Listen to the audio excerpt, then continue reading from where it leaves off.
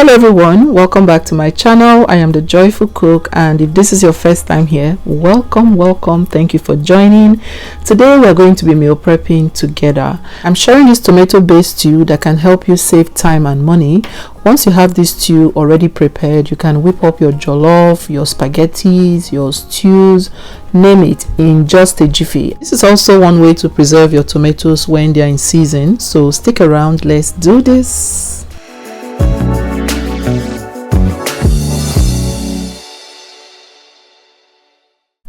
To make this stew base, you need tomatoes, of course. I have one box or one crate of tomatoes here, depending on how you call it. I got this from Restaurant Depot. I like to buy my fresh produce from there because number one, they are relatively cheaper, and number two, they are always very fresh. I also have some red bell pepper. I'm using about 1/3 of the amount of tomatoes that I'm using for this stew. I have some garlic, but I'm going to be using only 2 of this garlic. I'm not going to be using much, but feel free to add more if you like.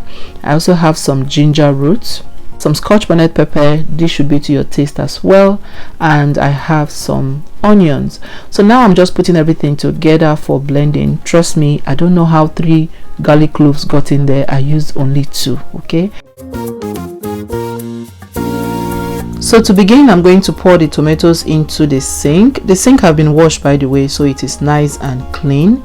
Next, I'm going to add the bell peppers, the onions, garlic, ginger, and the scotch bonnet pepper. Everything going now. Then I'm going to sprinkle some water over it before I spray in some salt.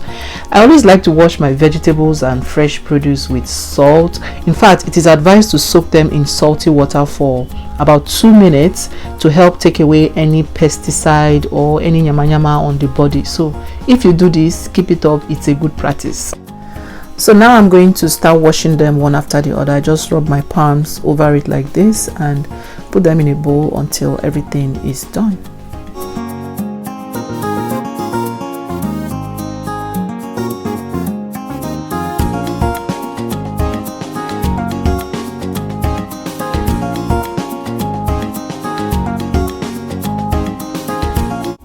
After washing the tomatoes and bell peppers, I'll go ahead and peel the ginger root, and I'm using a spoon, but make sure you're not using the sharp edged kind of spoon. You know, there are some spoons that have very sharp edges. You want to be careful with that. This one can enter all the corners and just get the job done easily. In fact, this is the best tool for me. Easy. So now that is done, I'll move over to the garlic. You guys, this is me trying to practice one hack I watched on YouTube, one of these viral hacks. You're supposed to cut this garlic in half and then hit it with a knife, bim, and everything is supposed to fall out. But as you can see, it did not work. So I went in with my hands and started peeling the garlic, and I was like, hey God, who sent me? I would have bought my normal peeled garlic. I wanted to come and form expertise here. If you're not yet subscribed to my channel, please take a moment, click on that red subscribe button. It's somewhere down to your right that says subscribe. It is free of charge. Hit the notification bell and hit the one that says all notification, so you'll be among the first to get notified anytime I upload a new video.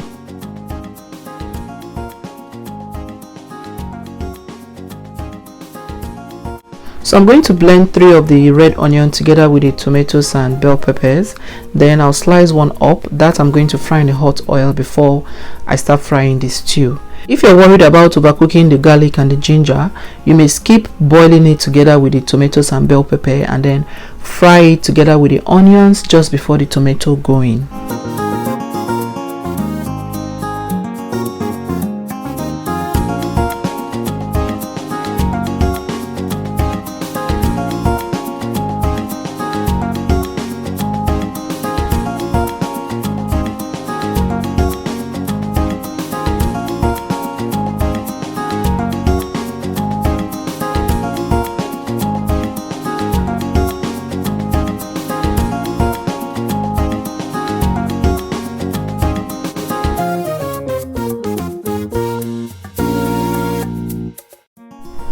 Alright, so before I started chopping the tomatoes, I placed the baking mat on the table and then laid the board on the mat. That's going to help give the board some grip so it's not moving around while chopping the tomatoes. So I'm going to chop them up just like this and place them straight into the blender and start blending until everything is smooth. From this point, it's just blend, blend, blend. I'm also going to chop up the ginger roots because you know they have some long strands in them, so I'm going to cut them and then slice them up so it doesn't have those long strands. So once I'm done with that, I'll just blend it. While this is blending, I'll go ahead and start chopping up the next batch so that everything will move really fast. See, I don't like this part of the job at all. Growing up, I remember when my paternal grandma used to visit us from Kano, she would bring one basket of tomatoes. They used to call that tomatoes tomato juice. You guys, that tomatoes can be red. And my favorite thing she used to bring was cow tail. Oh my god, that cow tail that inside is red. She would not use it to cook beans for us. So good. So my mom will have to cook that tomatoes and batch them in the freezer. You guys, I used to run for that job. But look at my life, look at my adult life, full of all the things I used to run away from. But again, what choice do I have? As a working mother, I have to meal prep and make sure everywhere is balanced so that one side is not getting fat while the other side is suffering. You can bring out one plate of this tomato based stew in the morning before you leave for work. By the time you come back, you boil up some meat, boil some rice, and that's rice and stew right there. Fry some plantain and dinner is fixed in about 30 minutes. That's the super kind of woman we're talking about. Okay, so I'm going to keep blending until everything is done.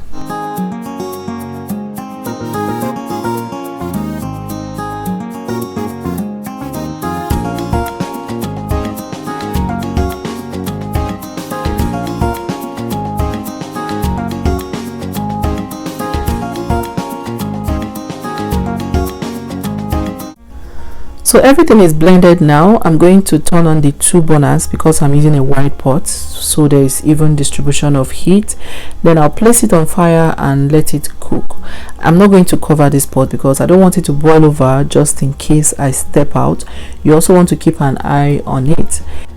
Here am I again stirring. There really was no reason for me to stir this honestly, but it was just so pretty and so relaxing as well. So yeah, I'm going to stir it and just make sure to keep an eye on this because it can boil over really fast. Once it starts to boil, you don't want that. You're just going to make a mess everywhere.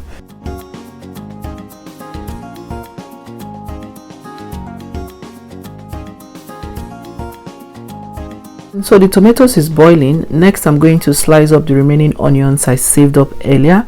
This I'm going to fry in the hot oil before adding the tomatoes.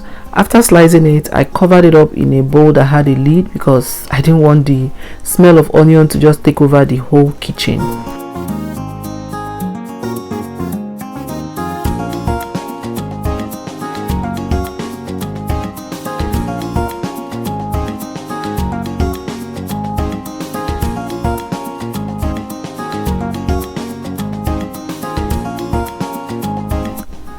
So I'm checking on the tomatoes now to make sure it's not boiling over, and it is doing well.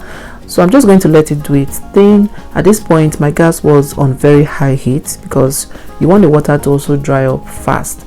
So I'm going to let it keep boiling, and this was about 1 hour later. It has really reduced at this point, so I'm going to just let it keep simmering. At this point, my gas was still on high heat, so yeah, for the most part I boiled the tomatoes on high heat. Yeah, at this point, when it gets to this stage as well, it starts to splatter. You want to be careful so you don't burn yourself. So what I do is I just cover it halfway through and let it do its thing until it is completely dry.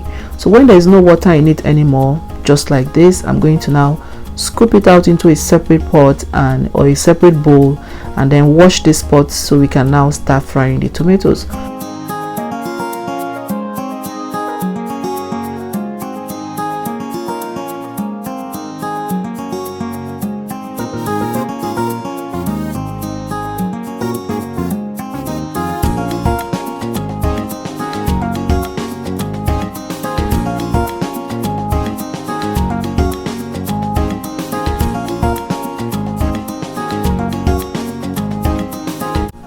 So the pot is clean. I'm going to place it back on fire.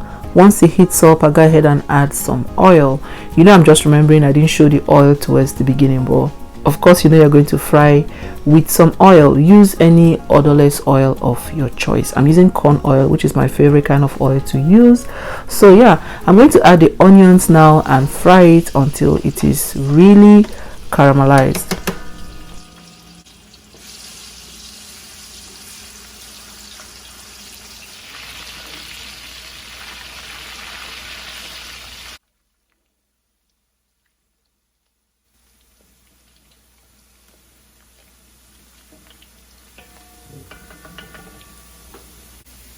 So once it caramelizes, I'll add the pepper mix and stir it in very well.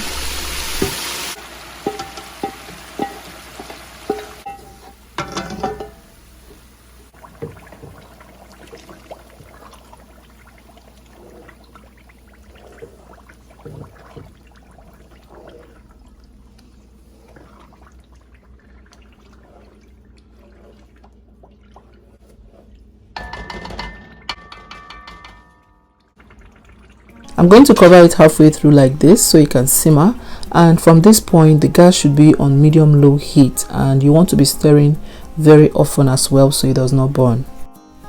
I won't be adding any curry powder, seasoning cube, thyme, nothing to this stew because I want it to be as basic as possible. That way you can use it for so many things, so it's very versatile. So I'm going to keep frying this on medium-low heat, remember, until it is completely dry.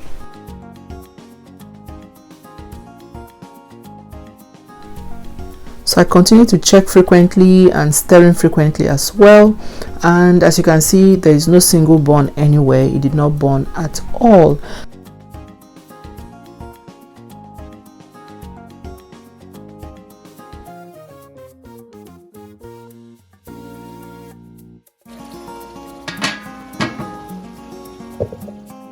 So after about 45 minutes of frying, when you see the tomatoes looking completely separated, that's how you know it is very well fried, and all the oil would have floated to the top of the stew. And when you scoop the oil as well, you can see clearly to the bottom of the spoon, and when you taste it, it is sweet. So our stew base is ready. The heat is turned off at this point. Now I'm going to scoop out the oil that is floating at the top of the stew. If you're patient enough, you can scoop out all the oil you used to cook this stew. Just go in every 30 minutes and you see the oil settle at the top. So I'm going to scoop out as much as I can. I'm not going to scoop out everything because the oil also helps to preserve this stew base, so I always like to leave some of the oil in there. But yeah, scoop out as much as you can, but you need enough oil to fry this stew so it's really fried. So once I've scooped out as much as I can, I'm going to save it in a container and use it for other recipes.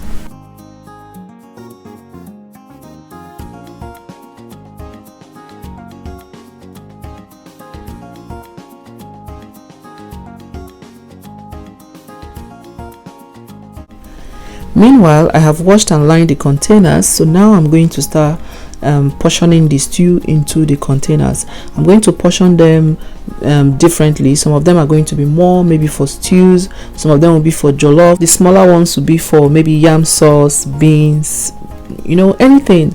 So I'm just going to eyeball it when portioning it into the bowl. And you guys, this is a lifesaver right here. I'm telling you, it saves me a lot of stress, it saves me time, it saves me money, and I think you should try this at home as well. So I'm going to keep doing this until I've exhausted all the tomatoes in the pan. But trust me, I scraped everything with a spatula. I did not leave one thing inside that pot.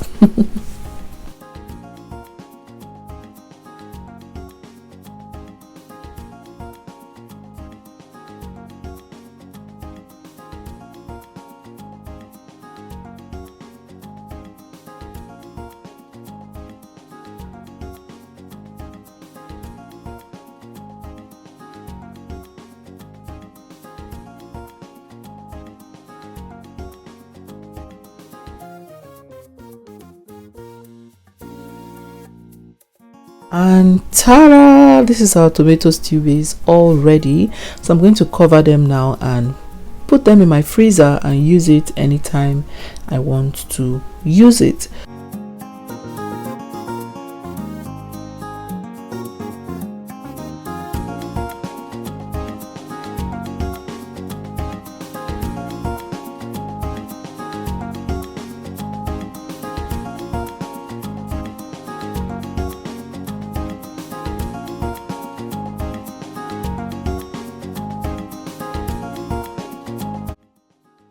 These tomatoes can last up to a year in your freezer. Yes. So what I do is anytime I want to use it, I bring it out beforehand so it can defrost. And then here I'm trying to show you how to make jollof rice with the stew base. So I added some of the oil that I saved up earlier. I added some onion, fried it for a little bit, and then added some tomato paste. Now I'm going in with the stew base, mix everything together. If I have some meat stock, I can add meat stock or water, and then add the seasonings. This was why I did not add seasoning to the main batch, because I'm going to season according to the preference of what I'm cooking. If I'm making fish sauce, for instance, now I'll use a different seasoning. So yeah, that is that. I'm going to just add salt, add seasoning cube, add the jollof rice, and dinner is ready.